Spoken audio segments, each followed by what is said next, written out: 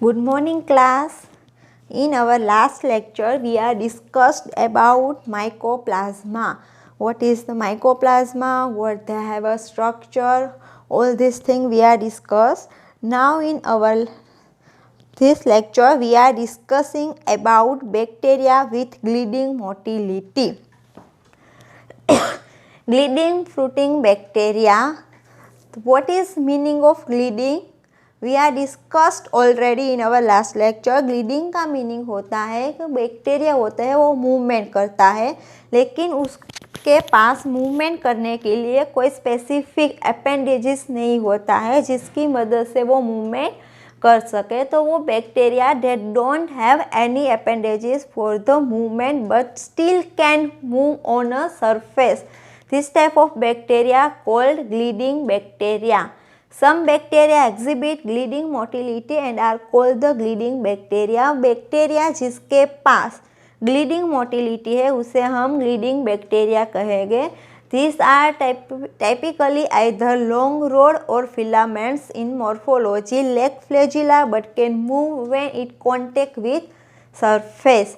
This type of bacteria don't have a flagella for the movement but still can movement when it contact with any solid surface.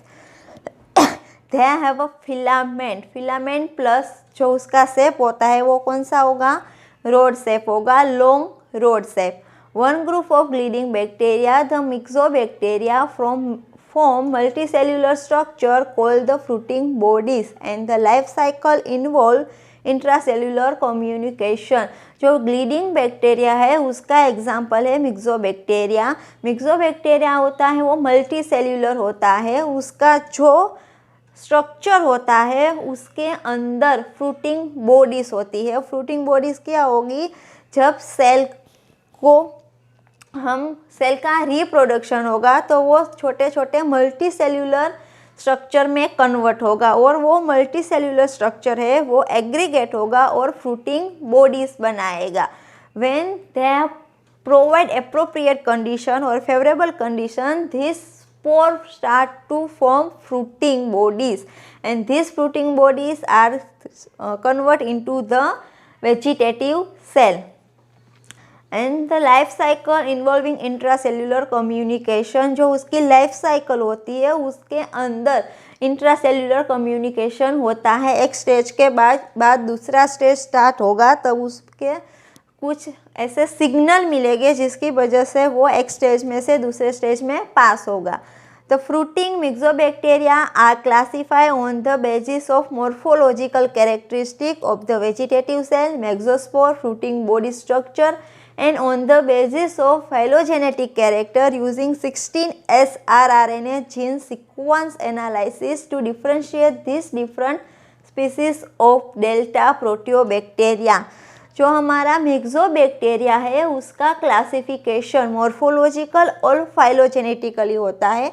Morphological classification का meaning क्या होता है? Organism को उसका जो morphological characteristic है, which characteristic are involve in morphological, उसकी जो साइज, उसका शेप, उसकी अरेंजमेंट, वो सब हम उसका मॉर्फोलॉजिकल कैरेक्टर होता है. तो जो मिक्सोबैक्टीरिया है उसको हम उसका वेजिटेटिव सेल, उसका शेप कैसा है, मिक्सोस्पोर जो स्पोर जनरेट होगा वो स्पोर कैसा है, उसकी फ्रूटिंग बॉडी का स्ट्रक्चर कैसा है, उसके अकॉर्डिंग हम उसका मॉर्फोलॉजिकल कैरेक्टर फाइंड करेंगे. और जो उसका फाइलोजेनेटिक कैरेक्टर है उससे हम उसका 16S rRNA gene. 16S rRNA gene का मतलब क्या होता है?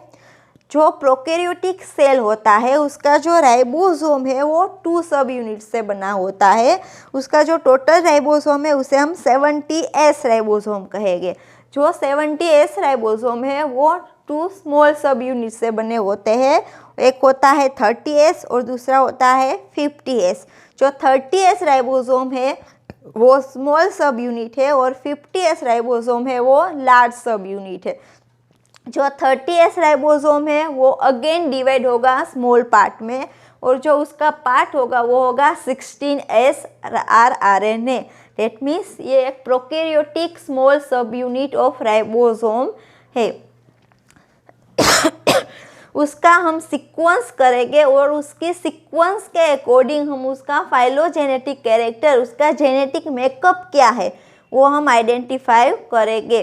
और उसकी जो डिफरेंट स्पीसीज है जो हमें उस प्रोटियोबैक्टीरिया में इंक्लूड करेंगे, इस ग्रुप की सारी स्पीसीज को हम उसका मॉर्फोलॉजिकल और फाइलोजेनेटिक कैरेक्टर के अकॉर्डिंग डिवाइड करेंगे। Myxobacteria are strictly aerobic in nature. जो मिक्सोबैक्टीरिया है उसका नेचर क्या है? एरोबिक है। That means they need oxygen to survive and found in a surface layer of the soil, compost, rotting wood and animal dung। जो उसका habitat होता है वो कहाँ पे होगा?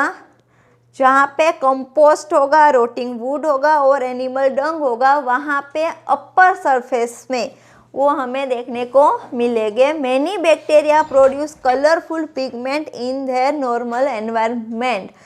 कुछ बैक्टीरिया होते हैं इस ग्रुप के, वो पिगमेंट प्रोड्यूस करते हैं जो नॉर्मल एनवायरनमेंट में प्रोड्यूस करते हैं, उसकी वजह से वो हमें कलरफुल देखने को मिलते हैं। Some species produce extracellular enzyme degraded complex substance such as cellulose, agar, chitin, even cell wall of other bacteria. जो मेक्सोबैक्टीरिया होता है sometime they produce particular enzyme that degrade cellulose, agar, chitin and cell wall of other bacteria. Cellulose क्या होता है? वो एक type का polymer है जो प्लांट में प्रोड्यूस होता है, सिंथेसाइज होता है, नेचुरल पॉलीमर है। अगार तो हम सबको पता है, काइटिन है, वो भी प्लांट सेल वॉल में बनता है। और सेल वॉल जो दूसरे बैक्टीरिया की सेल वॉल है वो भी जो एंजाइम प्रोड्यूस होता है उसकी मदद से डिग्रेड हो जाएगी। The fruiting Myxobacteria exhibit the most complex behavior patterns and life cycle of unknown bacteria। जो हमारा Myxobacteria है they have a very complex life cycle as compared to other bacteria। To encode this complexity, the chromosome of some Myxobacteria is very large. Due to this type of complex life cycle, this type of bacteria have a very large genome size and this genome is very complicated.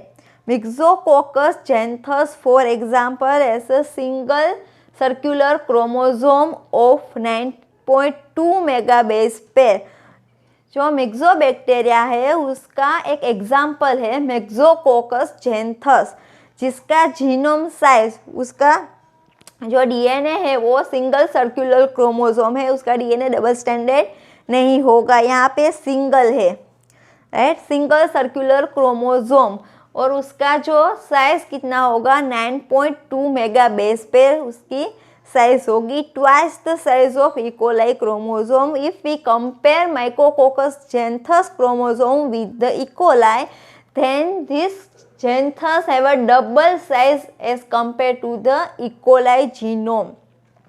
The vegetative cell of the fruiting Myxobacteria, simple non-flagellated gram-negative rod that glide across the surface and obtain their nutrients primarily by lysing other bacteria and utilizing release nutrient। जो vegetative cell होता है, vegetative cell का मतलब क्या होगा? मैक्सोबैक्टीरिया है वो मैक्सोस्पोर produce करेगा, जो मैक्सोस्पोर है वो जर्मिनेट होगा और वेजिटेटिव सेल में कन्वर्ट होगा। जो वेजिटेटिव सेल है उसकी मॉर्फोलॉजी का क्या होगी? वो नॉन फ्लैजिलेटेड होगा, उसके पास फ्लैजुला नहीं होगा, प्लस वो ग्राम नेगेटिव होगा और उसका जो शेप है वो रोड शेप होगा और वो ग्लीडिंग मूवमेंट करता होगा। और उसका जो फूड है वो कहाँ से लेता होगा? फर्स्ट ऑफ ऑल वो दूसरा बैक्टीरिया है उसको लाइस करके उसमें से जो भी न्यूट्रिएंट मिलेगा उस न्यूट्रिएंट को यूटिलाइज करके अपना खाना बनाएगा। ये जो लाइफ साइकिल है वो मिक्सोबैक्टीरिया की लाइफ साइकिल है, वो वन स्टेज में दूसरे स्टेज में पास कैसे होगा? तो फर्स्ट ऑफ ऑल जो फ्रूटिंग बॉडी होता है वो फ्रूटिंग बॉडी में से कई सारे मिलियंस ऑफ सेल प्रेजेंट होते हैं, वो फ्रूटिंग बॉडी में से रिलीज होगा। दिस रिलीज सेल होगा, उसे हम कहेंगे मेक्सोस्पोर। फ्रूटिंग बॉडी में से सेल रिलीज होगा जो बनेगा स्पोर, उसे कहेंगे myxospore. When they get appropriate और favourable condition they start to germinate. ये स्पोर है वो जर्मिनेट होना स्टार्ट हो जाएगा, और जर्मिनेट होगा तो उसका ग्रोथ होगा, और ग्रोथ होने के बाद जो वेजिटेटिव सेल है वो डिवाइड होगा। हमें सबको पता है जब ग्रोथ होगा तो वो सेल डिवाइड होना स्टार्ट हो जाएगा, उसका नंबर है वो डबल हो जाएगा। तो वो वेजिटेटिव सेल का ग्रोथ होगा, उसका नंबर इंक्रीज होगा। उनमें से कुछ वेजिटेटिव सेल है वो स्पोर फॉर्म करेंगे, और कुछ वेजिटेटिव सेल है वो एग्रीगेशन हो गए, एक दूसरे के साथ कंबाइन हो गए और मल्टी सेल्यूलर डेवलपमेंट प्रोड्यूस करेंगे। उसे हम हीप अथवा तो माउंट बोलेंगे। ये जो हीप फॉर्म होगा वो किसकी वजह से होगा, तो जो वेजिटेटिव सेल है वो vegetative cell start to aggregate and form heap, और ये जो हीप है उसमें से फ्रूटिंग बॉडी फॉर्म होना स्टार्ट हो जाएगा। और जो हमारे वेजिटेटिव सेल थे जिसमें से कुछ स्पोर फॉर्म हुए हैं, वो स्पोर वापस मेक्सोस्पोर में कन्वर्ट हो गए। मेक्सोस्पोर वापस जर्मिनेट होगा और हमारा जर्मिनेटेड स्पोर वेजिटेटिव सेल में कन्वर्ट होगा। तो this is all about the life cycle of myxospore. उसमें क्या होगा, इसे हम फ्रूटिंग बॉडी कहते हैं। फ्रूटिंग बॉडी का मतलब क्या होता है, they contain millions of vegetative cell, और if millions of vegetative cell or millions of cell that may be germinated into vegetative cell will then get appropriate condition। तो एक बार हम फिर से देखेंगे, जो फ्रूटिंग बॉडी है वो fruiting body start to release the myxospore. This myxospore is start to germinated, and when this germinated cell are growth and duplicated, they converted into the vegetative cell. Vegetative cell start to increase its number, and some of them vegetative cell are recreate spore, and the leftover vegetative cell are start to get aggregation and form a heap. This heap contain lots of number of vegetative cell in it, and all these vegetative cell all start to making fruiting bodies. So this is all about life cycle of myxobacteria. Fruiting bodies, जो fruiting bodies होती है उसका structure कैसा होता है। One silent feature of the myxobacteria is that the vegetative cell at the some stage of growth swarm together in masses and form fruiting bodies. This property has some resemble to that of the slime mold, which are eukaryotic organism। जो हमें अभी discuss किया वो क्या होता है, ये उसका एक साइलेंट फीचर है मिक्सोबैक्टीरिया का। वो क्या करता है, वेजिटेटिव सेल है वो अपने एक ग्रोथ स्टेज में आने के बाद एक दूसरे के साथ कंबाइन होना स्टार्ट हो जाएगा, उसका मास फॉर्म होगा और वो मास फ्रूटिंग बॉडी में कन्वर्ट होगा। ये प्रॉपर्टी, ये हमारा जो मिक्सोबैक्टीरिया है वो प्रोकैरियोटिक है। ऐसा ही एक यूकैरियोटिक ऑर्गेनिज्म है जिसे हम बोलते हैं स्लाइम मोल्ड। जो स्लाइम मोल्ड होता है वो सिंगल ऑर्गेनिज्म है, सिंगल सेल है, but sometime they combine with other single cell and produce multicellular reproductive system. तो same things apply on myxobacteria. Myxobacteria भी क्या करता है, उसका जो वेजिटेटिव सेल है वो start to aggregate together and form the masses of vegetative cell and it convert into the fruiting bodies. जो स्लाइम मोल्ड होता है उसमें भी वही होता है। जो स्लाइम मोल्ड है उसे first of all fungi group में ट्रांसफ़र किया गया था, फिर उसकी जो कैरेक्टरिस्टिक है वो डिफरेंट थी, इसलिए उसको उस किंगडम से हटाया गया। लेकिन जो स्लाइम मोल्ड है वो सिंगल सेल्यूलर ऑर्गेनिज्म है, नॉर्मली वो सिंगल सेल में रहते हैं, but sometime they combine multi cellular organism and form multi cellular reproductive system. और जो स्लाइम मोल्ड है वो हमारा यूकैरियोटिक ऑर्गेनिज्म है। Within fruiting body some cell are converted into myxospore.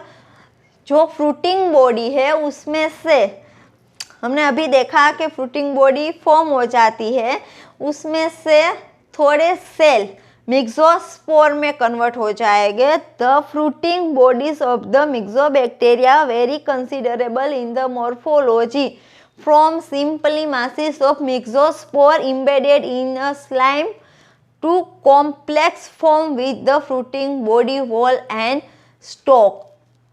जो फ्रूटिंग बॉडी है मिक्सोबैक्टीरिया की वो क्या होगा, उसमें उसका जो स्ट्रक्चर है वो सिंपल से लेके कॉम्प्लेक्स बॉडी फॉर्म करने में हेल्प करता है। जो सिंपल स्ट्रक्चर होगा वो क्या होगा, मिक्सोस्पोर, जो उसका सिंपल स्ट्रक्चर है। जब मिक्सोस्पोर जर्मिनेट होगा, जर्मिनेट होने के बाद जो हमारा वेजिटेटिव सेल बनेगा, वेजिटेटिव सेल में फिर उसमें बॉडी वॉल क्रिएट होगा और स्टॉक क्रिएट होगा। तो जो फ्रूटिंग बॉडी है उसमें मेक्सोस्पोर से लेके वेजिटेटिव सेल में वॉल और स्टॉक क्रिएट करने की एबिलिटी है। Fruiting bodies are often coloured and the morphological elaborated and can often be seen forming on the moist species of decaying wood और plant material with the help of hand lens. हमें जो मिक्सोबैक्टीरिया में उसको देखना होता है तो वो हमें कहाँ पे मिलेगा, जो डिकेइंग वुड होता है, जो मॉइस्चर कंटेनिंग होता है, राइट, वहाँ पे हम हैंड लेंस से देखेंगे तो हमें हमारा जो मिक्सोबैक्टीरिया है वो देखने को मिलेगा, क्योंकि वो एक specific type of pigment produce करता है। उसी पिगमेंट से वो हमें कलर देखने को मिलेगा, कलरफुल देखने को मिलेगा।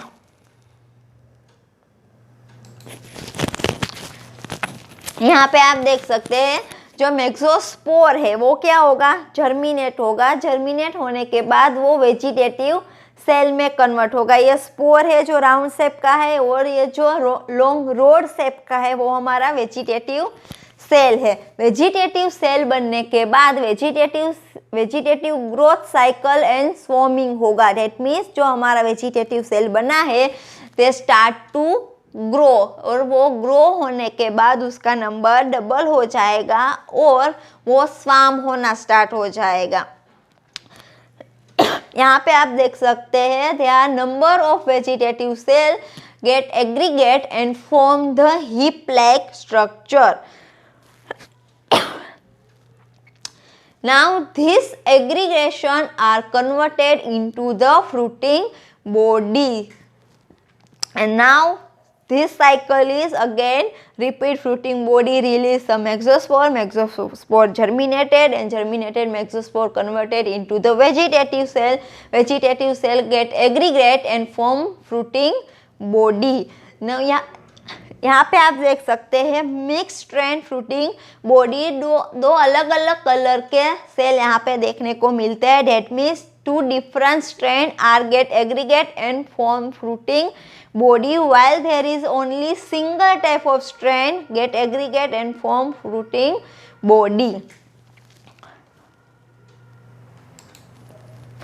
Fruiting bodies of the myxobacteria often develop on a dung pellet. After the pellet have been incubated for few days in the moist chamber by using an inoculating loop or needle, यहाँ पे और है needles, one can transfer cell from the fruiting body to a pellet for isolation. Many myxobacteria can be cultivated in the laboratory on complex media containing peptone or casein hydrolysate, which provide amino acid or small peptide as nutrient.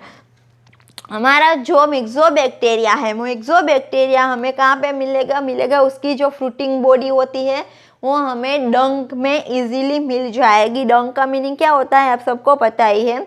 After the pellet have been incubate,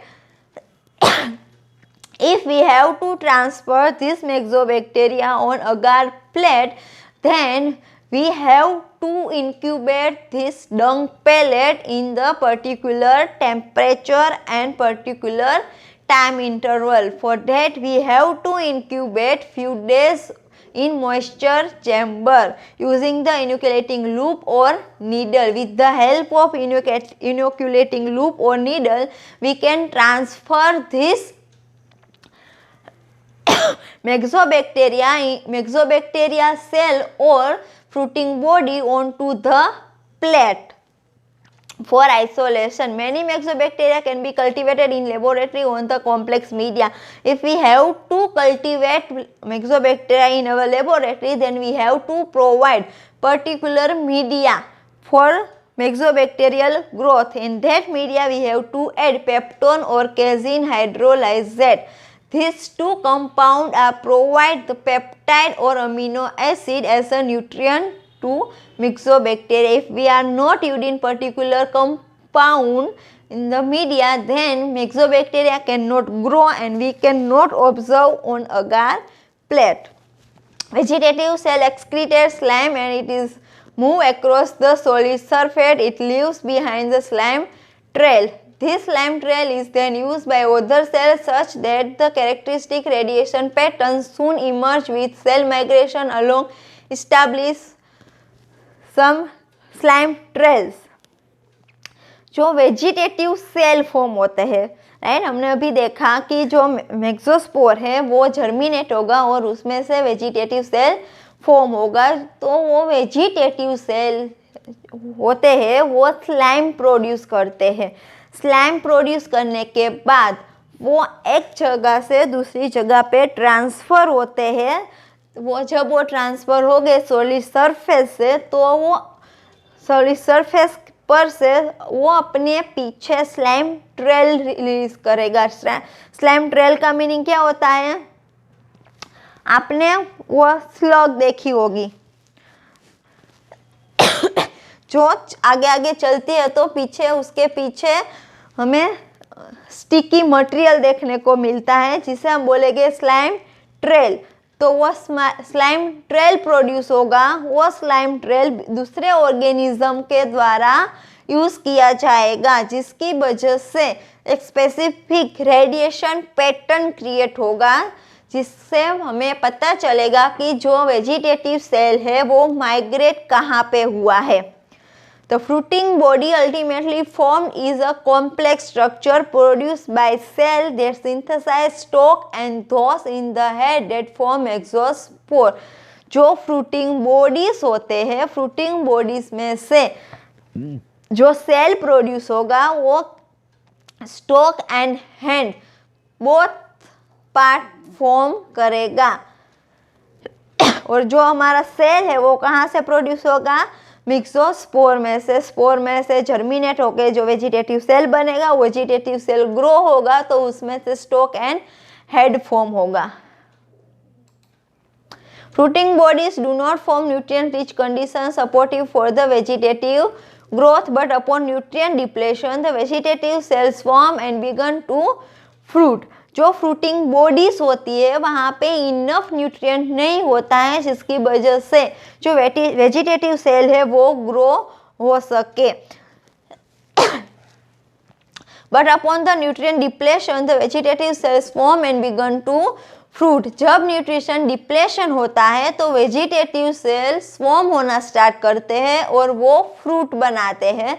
Cell aggregate through chemotactic or quorum sensing response with the cell migration toward each other and forming mound or heap. Single fruiting body have more than billion cell. Cell aggregate होना start हो जाएगा और वो aggregation कैसे होगा? Chemotactic factor. Chemotactic factor का मतलब क्या होता है? The factor that are released by जो केमोटैक्टिक फैक्टर होता है वो क्या होता है? जो कोई पर्टिकुलर टाइप का केमिकल होता है उसकी तरफ कोई भी बैक्टीरिया अट्रैक्ट होता है तो उसे हम बोलेंगे केमोटैक्टिक फैक्टर. केमोटैक्टिक केमिकल जो बैक्टीरिया को अपनी तरफ अट्रैक्ट करता है, तो वो होगा केमोटैक्टिक केमिकल।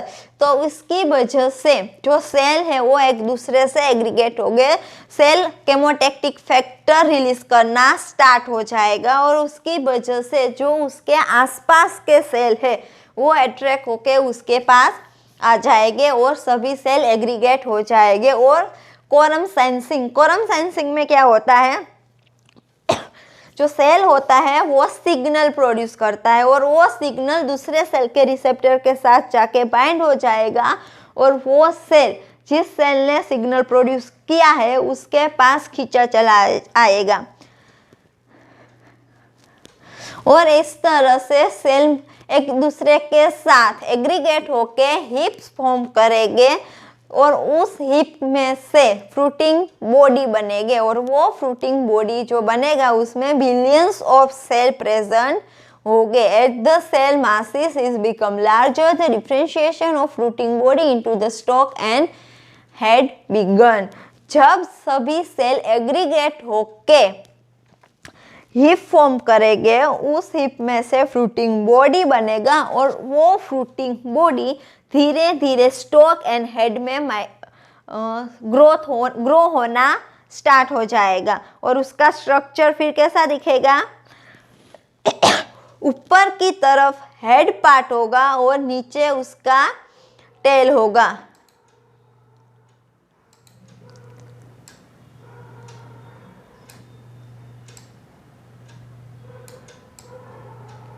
इस तरह का उसका स्ट्रक्चर होगा। आप सबने मशरूम देखा ही है, मशरूम में क्या होगा, उसके ऊपर हेड होगा और नीचे उसका टेल होगा। तो same things apply on myxobacterium. Fruiting body है वो ग्रो होना स्टार्ट हो जाएगा और उसमें से स्टॉक फॉर्म होगा और अपर हेड पार्ट फॉर्म होगा।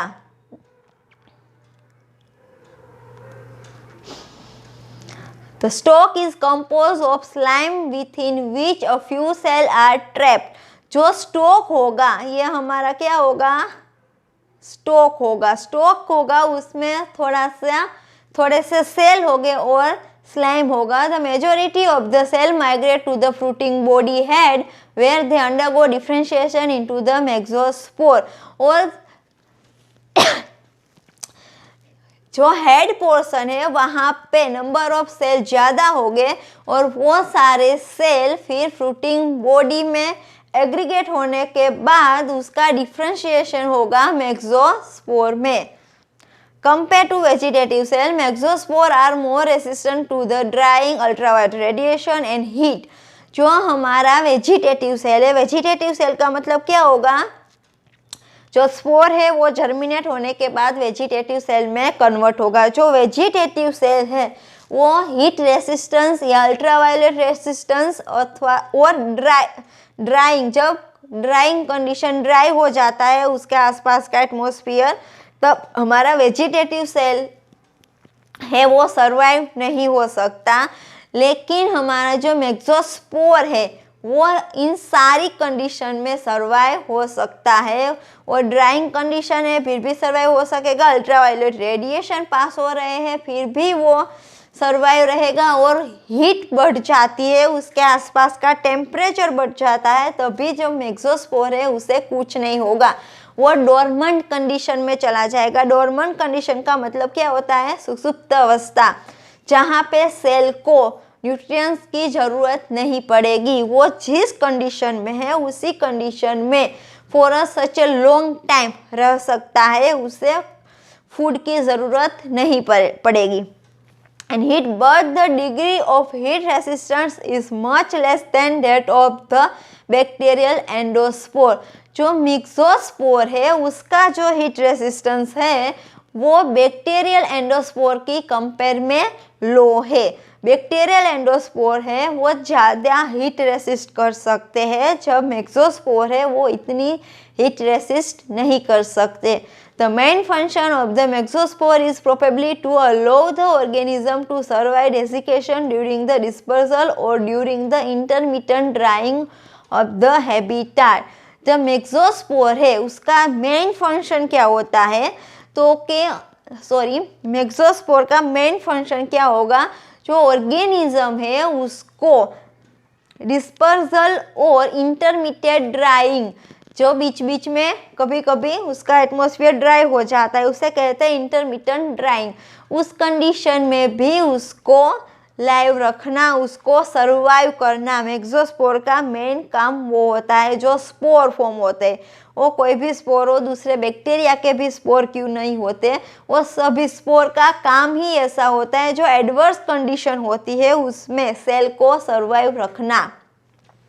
Upon dissemination to a suitable habitat or restoration of adequate growth condition, mesospore germinated to form new vegetative cell। जब उससे appropriate condition मिलती है और जो उसकी growth condition है वो restore हो जाती है, उससे nutrient मिल सकते हैं, उस condition में mesospore है वो germinate होना start हो जाएगा और वो vegetative cell में कन्वर्ट होगा। जब उसके पास अनफेवरेबल कंडीशन है, उसे न्यूट्रिएंट नहीं मिल रहे है, या फिर हीट ज़्यादा प्रोड्यूस हो रही है, या फिर मॉइस्चर कम हो गया है, इस सभी कंडीशन में जो मेक्सोस्पोर है वो जर्मिनेट नहीं होगा। They can germinate only when they have appropriate condition to germinate. After they germinate, they convert into the vegetative cell। ग्लीडिंग non fruiting bacteria, हमने अभी जो डिस्कस किया वो होगा फ्रूटिंग बैक्टीरिया, और ये है non fruiting bacteria. This bacteria resemble myxobacteria in their gliding motility, however fruiting body are not form and only one genus. जो हमारा मेक्सोबैक्टीरिया था उसके पास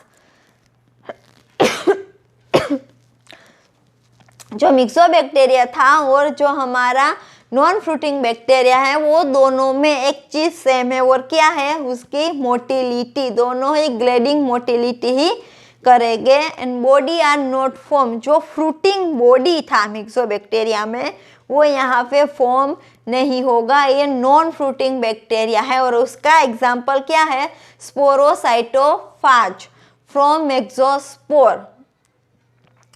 जो स्पोरोसाइटोफाज है वो मेक्सोस्पोर फॉर्म करेंगे, बट वहाँ पे फ्रूटिंग बॉडी नहीं होगा। Most of the genera in the order aerobic और माइक्रो एरोफिलिक।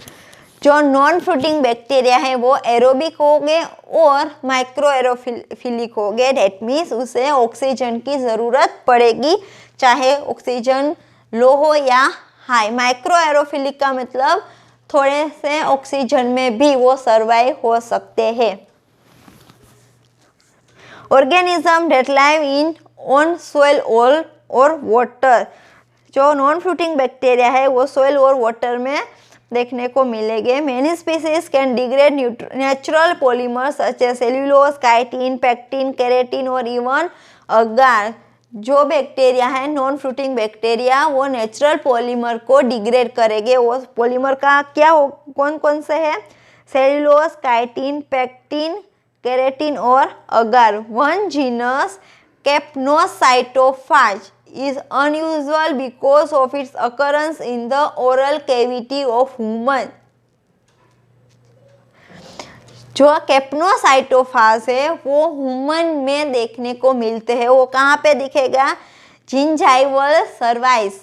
हमारी जो टीथ है उसके जो गम होते हैं वहाँ पे हमें देखने को मिलेंगे, और may be involve in the periodontal disease. जो गम रिलेटेड इन्फेक्शन है उससे जो डिसीज होगा उसे हम बोलेंगे पेरियोडोंटल डिसीज, जिसमें हमारा गम इन्फेक्ट हो जाएगा। कौन से, कैप्नोसाइटोफाज से हमारा गम इन्फेक्ट हो जाएगा।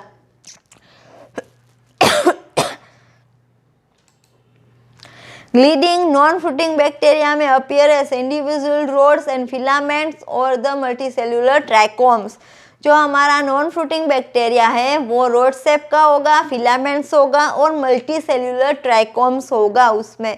सम of the cell are very long, for example flexi bacterial cell में रीच 50 माइक्रोमीटर इन लेंथ।